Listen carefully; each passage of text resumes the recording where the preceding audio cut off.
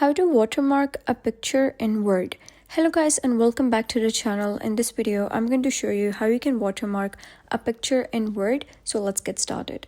First of all, you gotta head over, open your Word document, and then you gotta click on the Design tab at the top.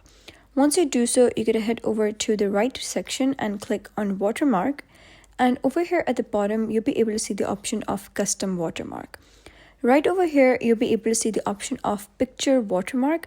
Click on this and you'll be able to see the option of Select Picture. And then you'll be able to see various options such as from a file, or you can search for an image if you want. Also, if you have the image saved on your OneDrive, you can select from there. For this tutorial, I'm going to go with from a file. So I'm going to click on Browse.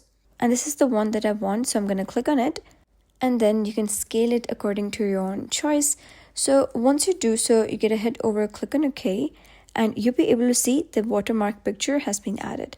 So that's it for today's video. If you found this video helpful, give it a thumbs up and don't forget to subscribe for more helpful tutorials. I'll see you in the next video.